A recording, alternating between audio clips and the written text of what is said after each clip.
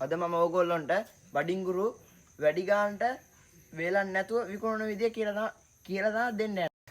Hello guys අපිට මේ තියෙනවා මේ බඩින්ගුරු ටික උර 70ක් තියෙනවා. පැය දෙකකට ස්ටෝරුවට දාන්න තියෙන්නේ උඩට කෙලින් මහත්ය ගහන්න. ඒ තියෙන්නේ අපේ ස්ටෝරුව. අපි මේ දැම්ම බඩින්ගුරු ගහලා දෙන්නේ නැහැ. අපිට දැන් පාඩුයි.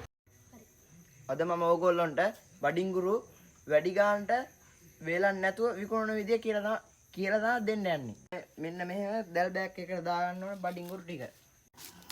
ඊට පස්සේ ස්ටෝරුව මේ ඇරලා තියන්න ඕනේ දවල්ට. එතකොට මෙව වඩනවා. ඊට පස්සේ වහපුවාම උදේට බලන්න මේ වගේ පින්න තියෙනවා. පින්න. එළිම උඩ. ඒ කියන්නේ වේලන ඇතුලේ තියෙන රස්නේ තා පින්නෙන් උරාගෙන ගන්න. ඊට පස්සේ නිකම්ම විකුණ ගන්න පුළුවන්. වේලන්න ගන්න ඕනෙත් නැහැ. තියකුත් නැහැ. නිකම්ම සල්ලි තමයි ඉතින්. අපිට මෙවුවා මාර පාඩු හින්දා අපි මේ ස්ටෝරුවට ගහලා තියාගෙන ඉන්නවා. මුදල් ලගන්නේ තුට්ටු දෙක ලගන්නේ කියලා මිල අපි හින්දා ගණ වැඩි යන හින්දා ස්ටෝරුවට ගහලා තියෙනවා. ගානක් වෙනකොට කෙලිම වේලන්න ඕනෙත් නැහැ. ඔහොම සුනාමියක් තියෙන අල්ලුවා විකුණනවා.